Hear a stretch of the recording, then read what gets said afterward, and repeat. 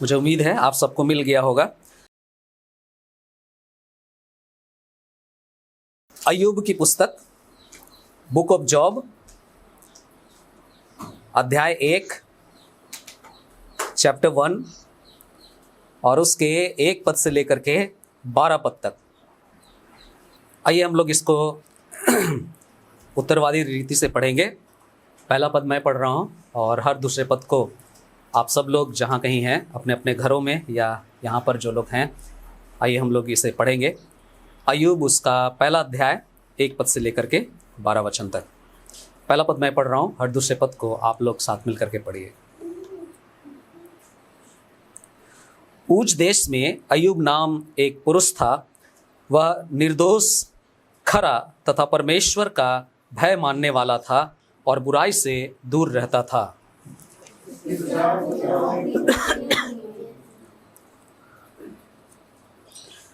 फिर उसके पास 7,000 भेड़ें, 3,000 ऊंट, 500 जोड़े बैल, 500 गदहियां तथा बहुत से नौकर चाकर थे। वह पूर्व के लोगों में सबसे बड़ा था।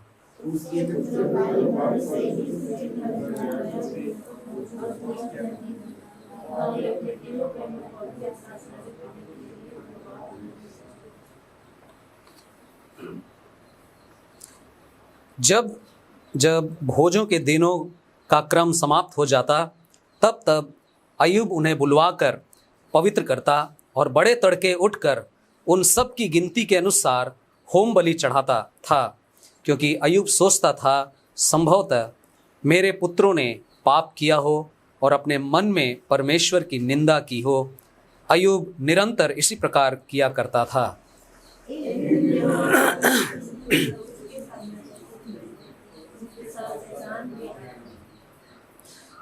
तब यहोवा ने शैतान से पूछा, तू कहाँ से आया है? शैतान ने यहोवा को उत्तर दिया, पृथ्वी पर इधर उधर घूमते फिरते और डोलते डालते आया हूँ।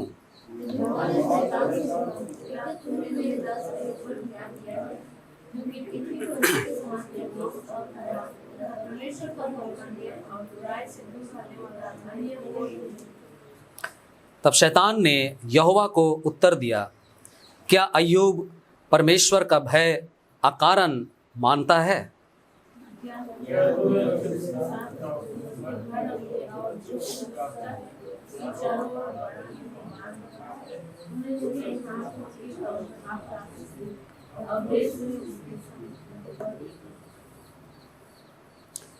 परंतु अब जो कुछ उसका है उस पर अपना हाथ तो लगा और वह तेरे मुंह पर तेरी निंदा करेगा।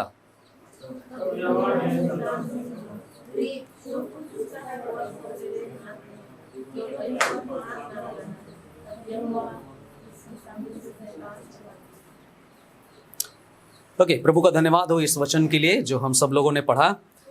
अय्यूब की पुस्तक, अय्यूब का जीवन कुछ ऐसा जीवन नहीं है जिसको शायद हम लोगों ने पहले कभी इसके बारे में ना सुना हो, इसके बारे में ना देखा हो।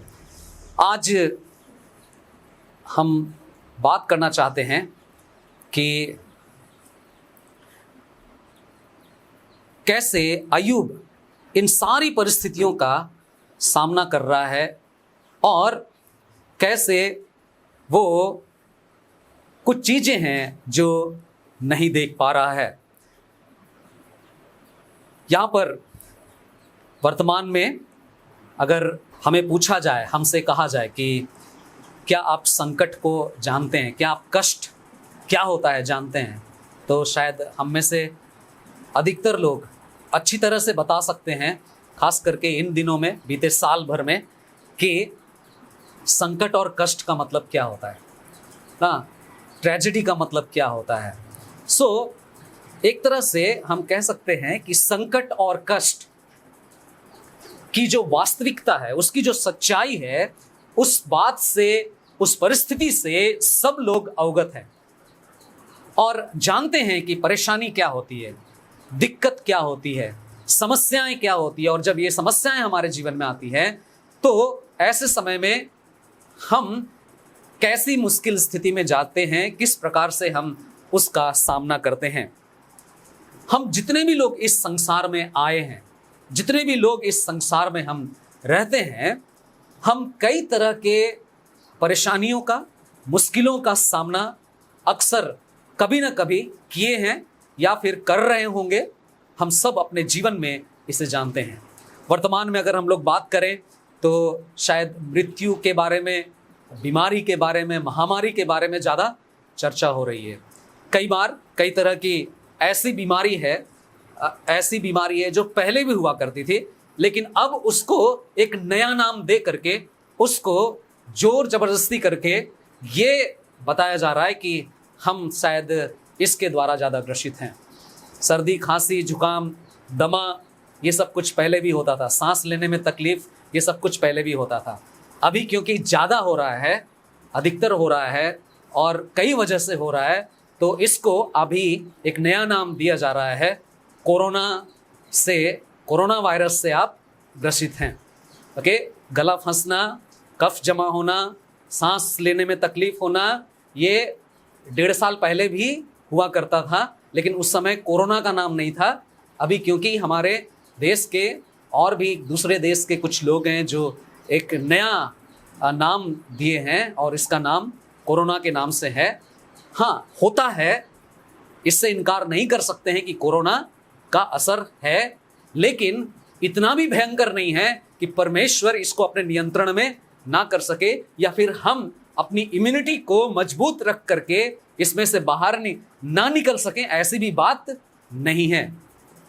चलिए, इन सारी बातों को इसलिए मैं कह रहा हूं क्योंकि आज जो संकट और क्लेश की स्थिति आती है, जो मुश्किलों की स्थिति आती है या निराशा का अगर सामना करने की बात आती है, तो शायद हम में से हर एक जन इसके प्रति जागरूक हैं या हम जानते हैं कि मुश्किलें क्या है।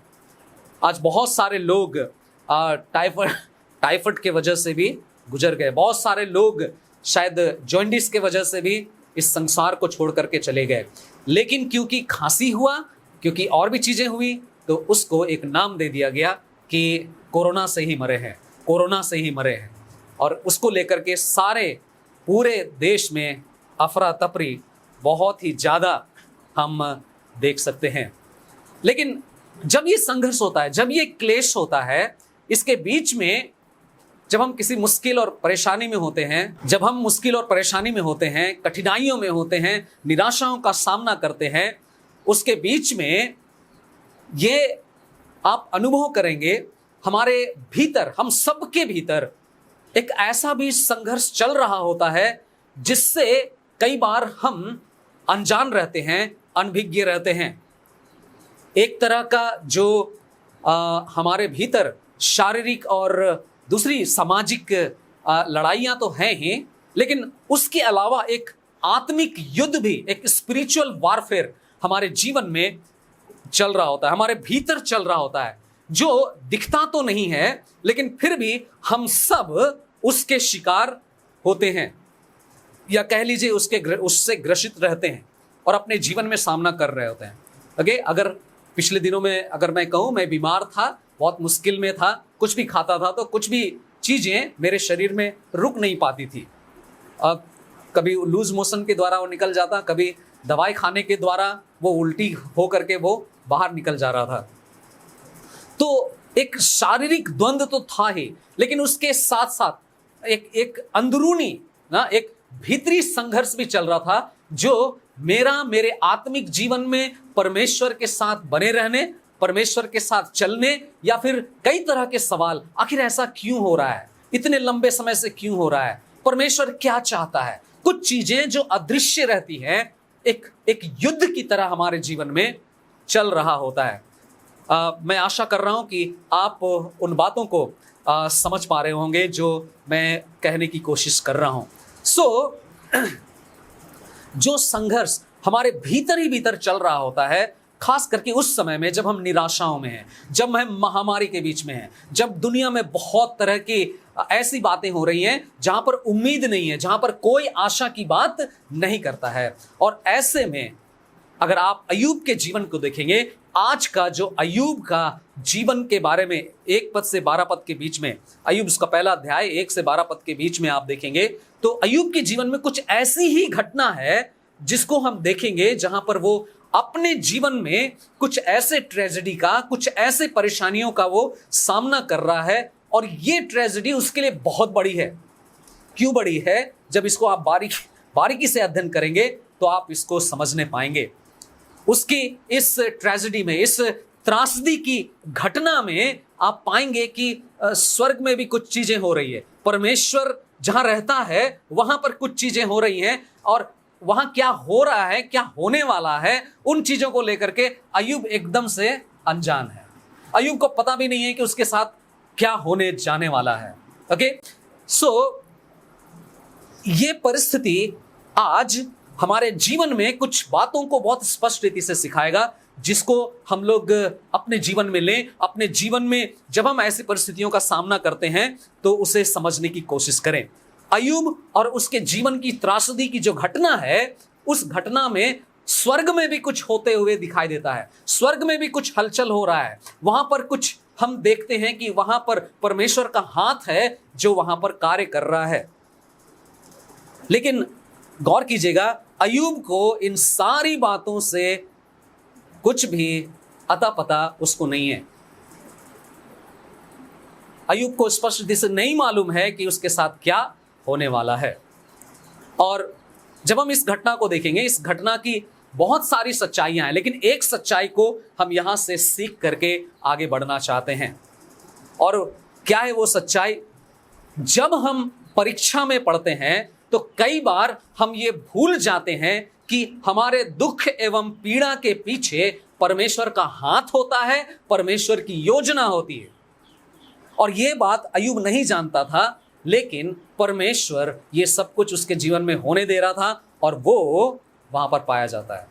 आज का खंड हमें इस सच्चाई को बहुत ही स्पष्ट रीति से प्रकट करेगा, इस बात को बताएगा। अय्यूब के जीवन से काफी कुछ हमें सीखने को मिलेगा। आज जिस विषय पर मैं बात करना चाह रहा हूं वो है एक ऐसा युद्ध जो दिखाई नहीं देता है। अदृश्य युद्ध, अदृश्य संघर्ष, अदृश्य लड़ाई। पता है, अय्यूब अपने जीवन में सामना करेगा कई तरह की बीमारी, कई तरह की परेशानी को, अपने जीवन की आशीषों को खो देने का जो नुकसान है उसको भी महसूस करेगा। लेकिन उसके अलावा एक ऐसा युद्ध है, एक ऐसी लड़ाई है जिसका सामना अय्यूब कर रहा है और वो हमें कुछ बताना चाहता है। अय्यूब के जीवन में होने वाली वो सारी घटनाएं हमें कुछ बातों को सिखाना चाहती है। गौर कीजिएगा, अय्यूब के जीवन में जो कुछ हो रहा है और उन चीजों के बीच में कैसे अय्यूब अनजान भी है लेकिन स्थिर भी है। जब उसके साथ वो चीजें होती है जिसको वो आशा नहीं कर रहा है तो वो स्थिर भी है। और उन बातों के द्वारा आपको और मुझको एक चुनौती मिलती है। हम अपने जीवन के संघर्ष में, चाहे कोरोना का महामारी हो या फिर किसी अन्य तरह की बीमारी हो, टाइफाइड हो या फिर कोई अन्य तरह की आर्थिक तंगी हो या फिर समाज का कई तरह का बहिष्कार किए जाने की बात हो, किसी भी तरह की निराशा और संघर्ष के बीच में आप कैसे परमेश्वर से सहायता पा सकते हैं, वो यहां पर हमें सीखने को मिलता है। कैसे परमेश्वर सब कुछ को अपने नियंत्रण में रखा है उसको वो प्रकट करता है। जरूर हम सब भी कई तरह के ऐसे युद्ध में पाए जाते हैं जो कि हम जानते हैं कि हम उसमें हैं लेकिन वो दिखाई नहीं देता है। और अय्यूब के साथ यही हो रहा है। आइए देखें अय्यूब कैसे इस अदृश्य युद्ध का सामना, अदृश्य ना दिखने वाले संघर्ष में, ना दिखने वाले लड़ाई में कैसे उसका सामना कर रहा है।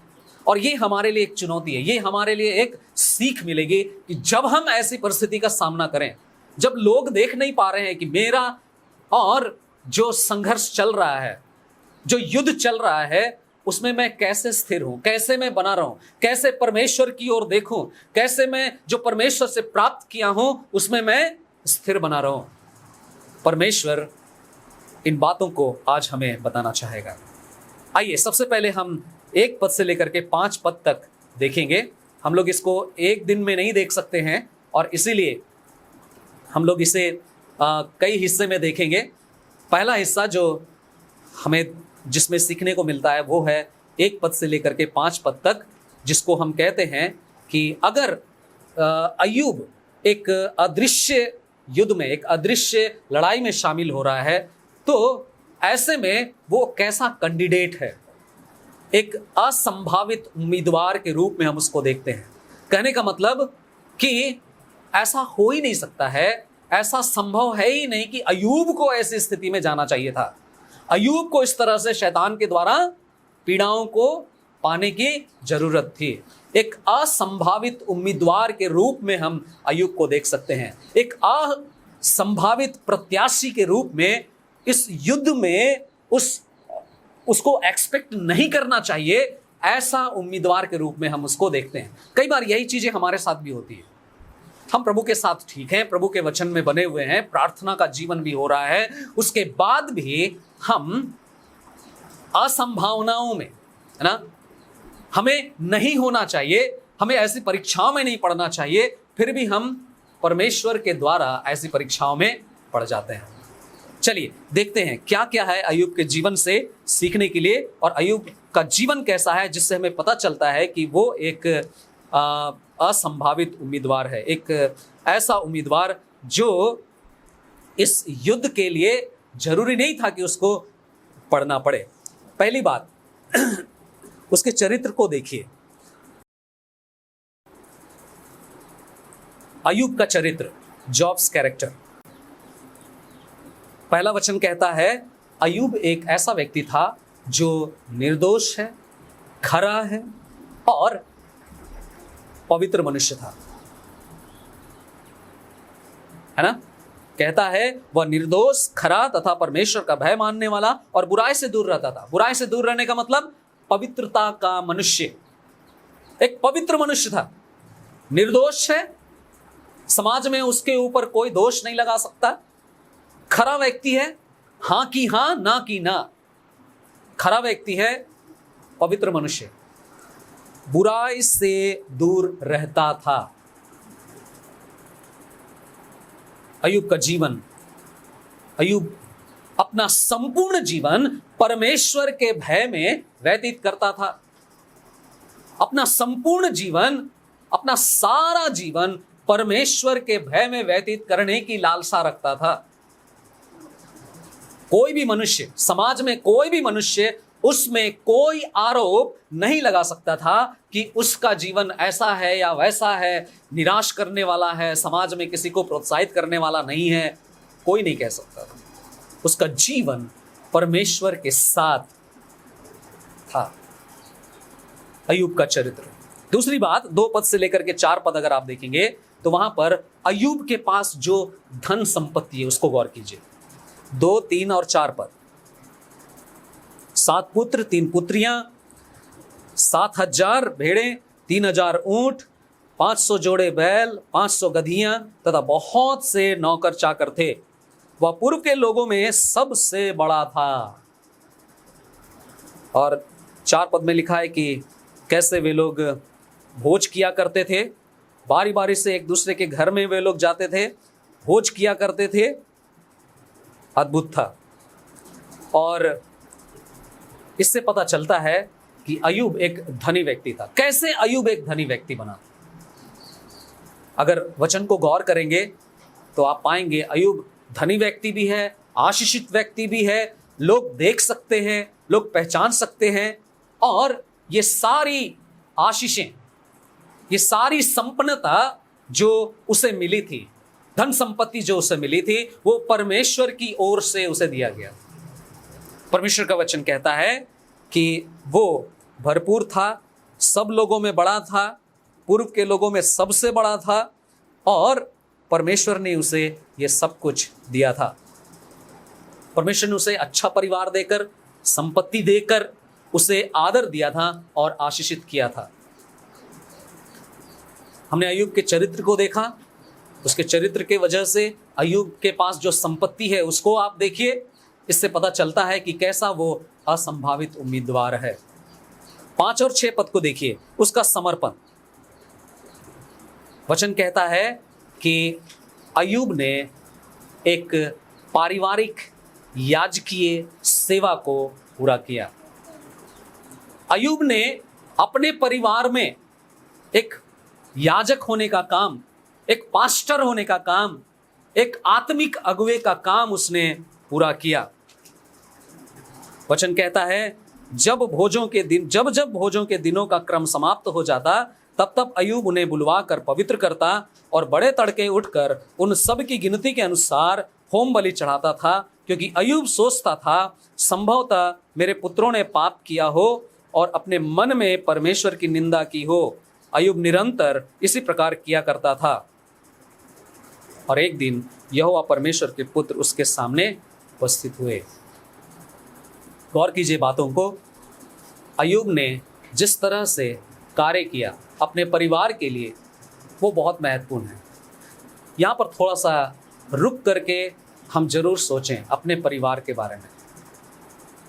अगर परिवार में हम एक जिम्मेदार व्यक्ति हैं, मैं एक जिम्मेदार व्यक्ति हूँ, मैं पिता हूँ अपने घर में, मेरा एक बेटा है, पत्नी है, और क्योंकि यहाँ पर और भी बच्चों को हमने रखा हुआ है, तो यहाँ पर मेरी क्या जिम्मेदारी है, क्या मुझे पता है, क्या मैं उसे कर रहा हूँ। परिवार में बहुत जरूरी है कि पिता, पति अपने याजकीय सेवा को पूरा करें।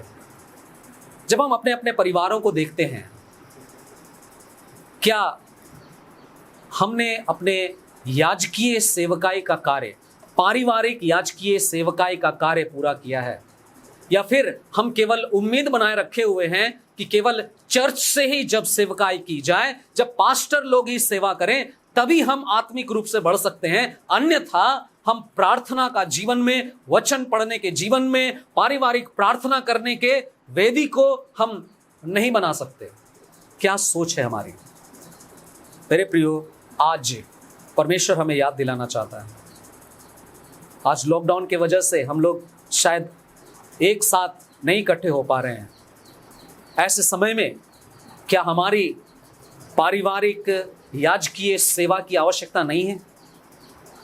क्या आज हम परमेश्वर के निकट आकर परमेश्वर को धन्यवाद देने के लिए पारिवारिक रीति से क्या हम छोटी छोटी अपनी घरेलू कलीसिया को फिर से हम लय में नहीं ला सकते? परमेश्वर हमें याद दिलाना चाहता है। कई बार मैं सोचता हूं कि लॉकडाउन होना, महामारी का आना बहुत अच्छा हुआ कुछ मामलों में। इसके वजह से घरों में, परिवारों में प्रार्थनाएं शुरू हो गई। यूट्यूब में ऑनलाइन चर्च कहाँ हो रहा है उसको ढूंढना लोग शुरू कर दिए, और अगर चर्च नहीं हो रहा है तो तुरंत कॉल आना शुरू हो जाता है कि कैसे चर्च कर रहे हैं, किस तरह से हम लोग प्रार्थना या बाइबल स्टडी वगैरह कर रहे हैं। ये केवल महामारी, बीमारी और कठिन परिस्थितियों के समय में नहीं, लेकिन हम विश्वासियों को चाहिए कि हर समय, हर एक परिस्थिति में, जब ये महामारी ना भी हो, कल को शायद 2 महीने 3 महीने के बाद, जब या साल भर के बाद कोरोना का नामो निशान नहीं रहेगा, और ऐसे में क्या हम तब भी आज जैसे लालायित हैं, आज जैसे लालसा रख रहे हैं, आज जैसे वचन के लिए हम भूखे और प्यासे हैं, क्या तब भी हम वैसे ही रहेंगे? अय्यूब का जीवन बड़ा ही सुंदर जीवन था। पारिवारिक याजकीय सेवा को पूरा किया, और हमें वो याद दिला रहा है कि हम भी उस सेवा को पूरा करें। अय्यूब अपने बच्चों से बहुत प्यार करता था, और उनके लिए वो हमेशा तैयार रहता था। उनके बारे में हमेशा सोचता था कि कहीं वे कुछ गलत तो नहीं कर बैठे हैं, कहीं ऐसा तो नहीं कर बैठे हैं जिसके लिए हमें परमेश्वर के सामने में चढ़ावा चढ़ाना पड़े। अपने परिवार से अय्यूब बहुत प्यार करता था, बच्चों से बहुत प्यार करता था, और इसीलिए उनके लिए लगातार प्रार्थना किया करता था, यहाँ तक कि वह उनके नाम से बलिदान भी चढ़ाया करता था।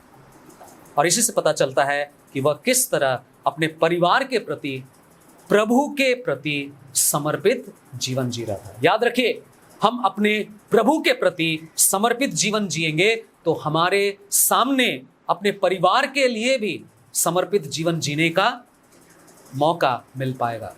यदि हम प्रभु के प्रति समर्पित नहीं हैं तो हम शायद अपने परिवार के प्रति भी इतने जिम्मेदारी से आगे नहीं बढ़ पाएंगे। तीसरी बात जो हम देखते हैं उस उम्मीदवार के रूप में, उसको अय्यूब का समर्पण देखिए। 5 और 6 पद में ना केवल उन बातों को देखते हैं, अय्यूब एक पारिवारिक याजकीय सेवा को वो पूरा कर रहा है, और कैसे कर रहा है, क्योंकि वो अपने बच्चों से, परिवार से प्रेम करता है और प्रभु से प्रेम करता है, इसलिए वो एकदम से समर्पित है। और चौथी बात में हम देखते हैं अय्यूब की निरंतरता। 6 पद को देखिए, लिखता है, एक दिन यहोवा परमेश्वर के पुत्र उसके सामने उपस्थित हुए। दूसरा भाग, उनके साथ शैतान भी आया। कौन कौन है यहां पर? परमेश्वर, प्रभु और अय्यूब और शैतान भी आया। इस पर हम लोग अगले बार जब हम लोग अध्ययन करेंगे तब देखेंगे। लेकिन आप गौर कीजिए अय्यूब की निरंतरता। अय्यूब कोई पार्ट टाइम विश्वासी नहीं था। अय्यूब ऐसा विश्वासी नहीं था कि संडे के लिए केवल 2 घंटे के लिए या फिर बाइबल स्टडी का जो समय होता है केवल उसके लिए हम आत्मिक हैं और अन्य समय में हमारी कोई जिम्मेवारी नहीं है। अय्यूब पार्ट टाइम विश्वासी नहीं था। वो हर दिन की तरह हर एक दिन को जीता। वो रविवार की तरह हर एक दिन को जीता था। परमेश्वर की उपस्थिति में बने रह करके चलना, प्रभु के लिए जीवन को व्यतीत करना, वो उसकी अभिलाषा थी। हर दिन पवित्रता के जीवन को जीना पसंद करता और उसी को ही जीने की चाह रखता था और जीता था। पाप से दूर रहता था। वचन कहता है कि वो अपने आप को बुराई से दूर रखता था। उसके जीवन की हर दिन के जो जीवन को जीने की आदत थी, पाप से कैसे मैं दूर रहूं, परमेश्वर की आज्ञा का उल्लंघन करने के प्रति हमेशा सचेत रहूं, ये उसकी अभिलाषा थी। और इसी आदत की वजह से वो लगातार परमेश्वर के साथ एक घनिष्ठ संगति में उसे बने रहना सबसे प्रिय लगता था। यही वजह है कि आप देखिए परमेश्वर के पुत्र उसके सामने उपस्थित हुए। किसके सामने? अय्यूब के सामने उपस्थित हुए। और फिर वहां पर किसको भी उपस्थित होना पड़ रहा है? हम देख रहे हैं शैतान भी वहां पर क्या हो रहा है? उपस्थित हो रहा है। अय्यूब के जीवन के इन सभी कारणों से हम सब अच्छी तरह से समझ सकते हैं, स्पष्ट हो जाता है कि वह एक असंभावित उम्मीदवार था। उसका चरित्र अच्छा था, उसका संपन्नता परमेश्वर की ओर से उसे मिली थी। उसका जो समर्पित जीवन था परिवार और प्रभु के लिए, वो भी उदाहरण रखने लायक था। और उसकी निरंतरता, ये नहीं कि 1 दिन या 2 घंटे, लगातार, इससे पता चलता है कि वो एक असंभावित उम्मीदवार था जिसको इस तरह के कष्ट और संकट का सामना करना पड़े, संकट को उठाना पड़े।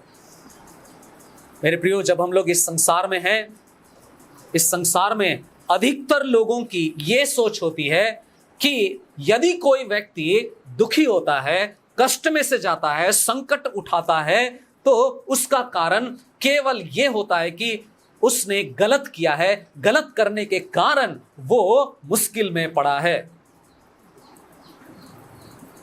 परमेश्वर के नियम के खिलाफ जीवन बिताया है, इसलिए वो दुख उठा रहा है। इस बात को लोग कहते हैं। लेकिन अगर अय्यूब के जीवन को आप देखेंगे तो ऐसा नहीं था। यहां पर अगर आप अय्यूब के मित्रों के बारे में आप देखेंगे, अय्यूब की जो पत्नी है उसकी सोच के बारे में भी देखेंगे, तो वो भी ऐसे ही सोचते थे।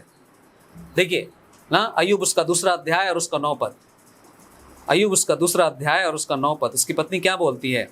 तब उसकी पत्नी ने उससे कहा, क्या तू अभी भी अपनी खराई पर स्थिर है? परमेश्वर की निंदा कर और मर जा। क्या सोच है? यही सोच है कि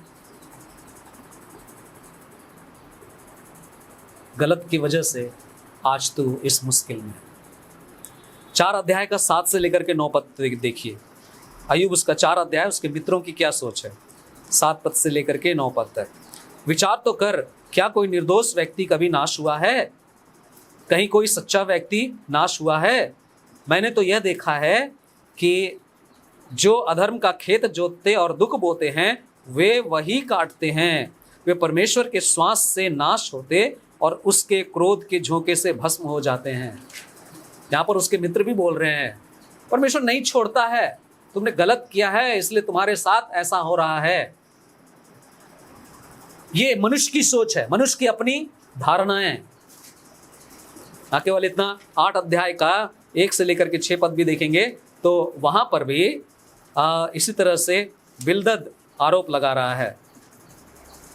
फिर 15 अध्याय का 1 से 6 पद में भी देखेंगे तो वहां पर भी आप पाएंगे कि इसी तरह का बात हो रहा है, जहां पर एलीपज की दृष्टि में, तेमानी एलीपज की दृष्टि में उसके मित्र हैं और उनकी यही बात है, यही बात वो कहना चाह रहे हैं कि गलत करने की वजह से तुमने तकलीफ को और दुख उठाए। यहाँ वचन कहता है, क्या यह उचित है कि बुद्धिमान व्यक्ति अज्ञानतापूर्ण उत्तर दे और पूर्वी पवन से अपना पेट भरे?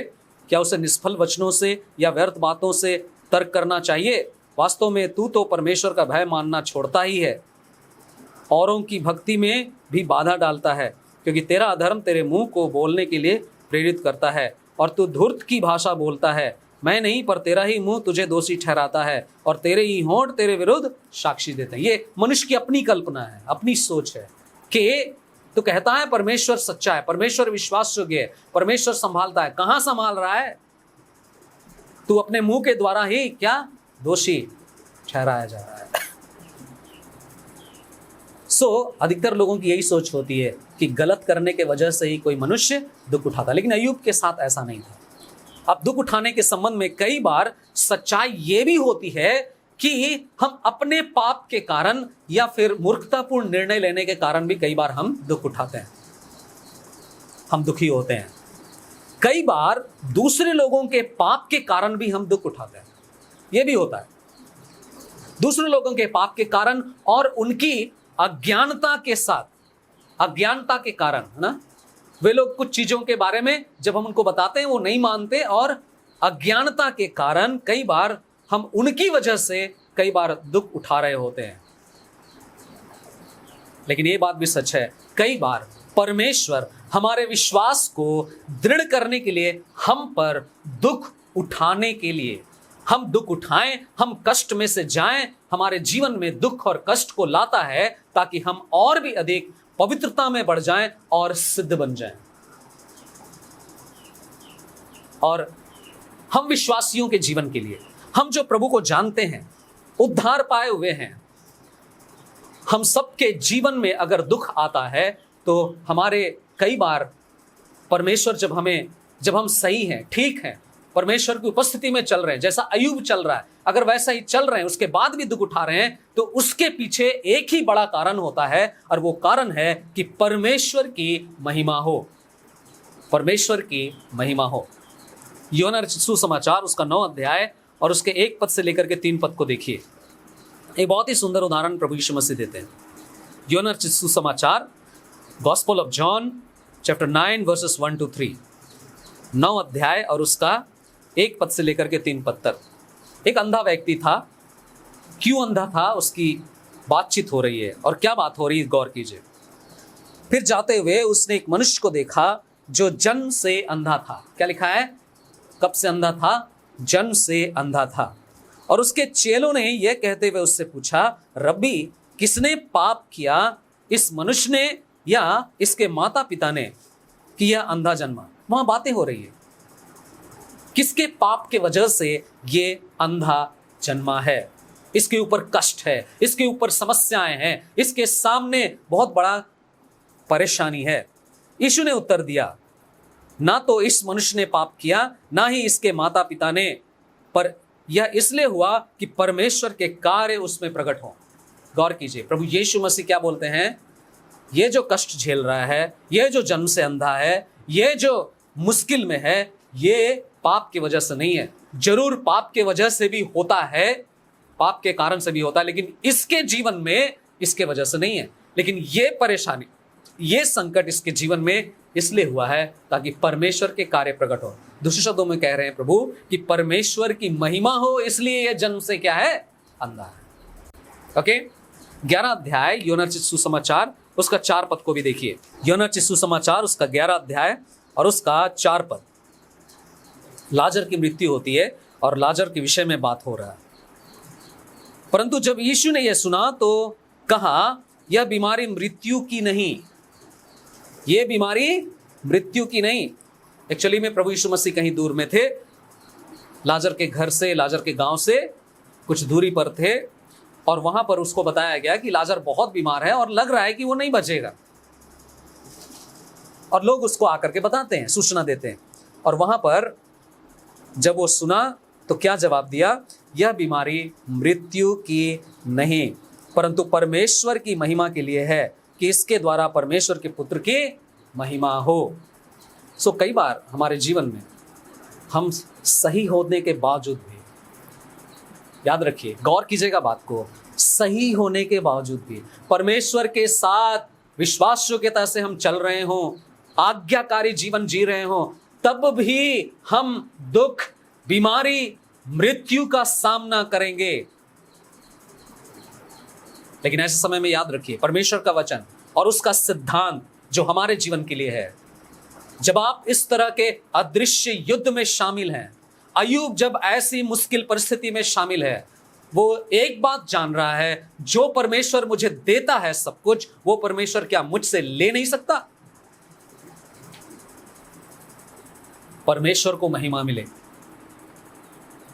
कई बार परमेश्वर हमारे जीवन में अपनी महिमा को प्रकट करने के लिए हमें ऐसी स्थिति में ले जाता है।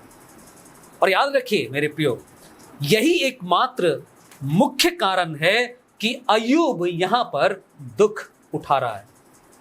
और शायद आज अगर हम दुख उठा रहे हैं, अगर हमें लगता है कि हम प्रभु के साथ विश्वास योग्य हैं, तो उसके पीछे केवल एक सबसे बड़ा कारण है, और वो क्या है कि परमेश्वर की महिमा हो। यदि हम अपने पाप के कारण दुख उठा रहे हैं, तो आइए हम आज अपने पापों को प्रभु के सामने में मान लें। वो ना केवल हमें हमारे पाप से क्षमा करेगा, लेकिन अगर उसकी योजना हमारे जीवन के लिए उसकी सेवा को पूरी करने की है, तो हमें एक लंबा जीवन भी प्रदान करेगा। परमेश्वर अपने वचन के द्वारा हम सबको आशीष दे और हमारी सहायता करे कि हम उसकी महिमा के लिए जीवन जी सके, उसको आदर दे सके और उसको महिमा देने पाए। आइए हम लोग इस वचन के लिए धन्यवाद देंगे और अपने आप को प्रभु के हाथ में सौंपेंगे। यदि हम किसी भी तरह के इस तरह के अदृश्य वार में, अदृश्य संघर्ष में, लड़ाई में अगर हम शामिल हैं, हम परमेश्वर के द्वारा संभाले जाएं, उसके द्वारा हम स्थिर किए जाएं और उसकी योजना हमारे जीवन में पूरी होने पाए। हमारे अनुग्रहकारी दयालु पिता, एक बार फिर से हम आपके चरणों के पास आते हैं, आपको धन्यवाद देते हैं प्रभु, क्योंकि आप महान परमेश्वर हैं। आप हमारे जीवन में अद्भुत कार्य को करना चाहते हैं।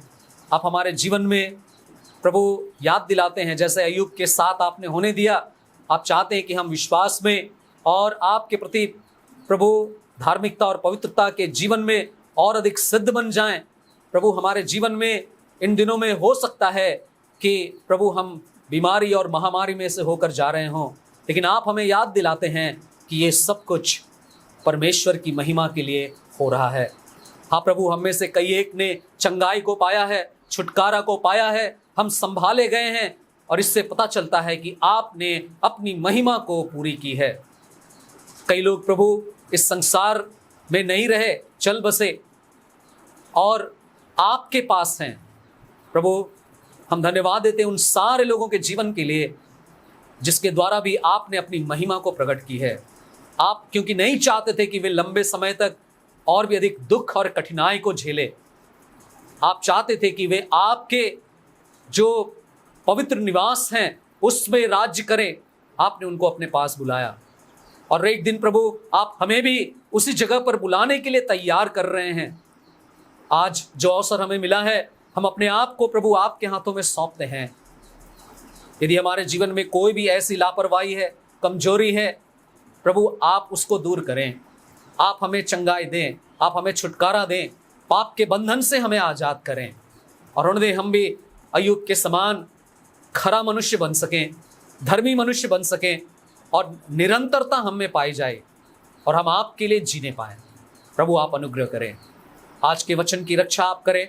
हम सबके हृदय में जो वचन रूपी बीज बोई गई है, इसको प्रभु फलवंत करें। हम और भी इसमें से कई एक बातें हैं जिसको प्रभु हम सीखना चाहते हैं। आने वाले समयों में प्रभु हम और भी अधिक इस तरह के परिस्थितियों के बीच में कैसे हम आपके द्वारा संभाले जाएंगे, कैसे हम आपकी महिमा के लिए उपयोग में लाए जाएंगे, उसको हम जान सकें।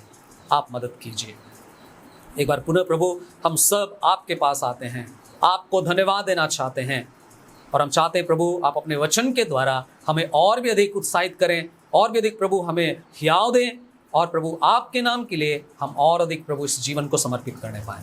सारी आदर और महिमा आपको देना चाहते हैं। प्रत्येक हम सुनने वालों को प्रभु, चाहे यहाँ पर हैं या फिर ऑनलाइन सुन रहे हैं, हर एक को प्रभु आप बड़ी आशीष दें, हर एक को प्रभु आप हियाव दें। इन वचनों के द्वारा और अधिक प्रभु आपके प्रति विश्वास योग्य बने रहें, उसके लिए प्रभु आप हर एक को उत्साहित करें।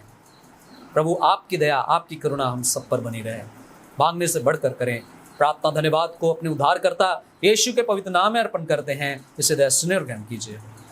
आमीन।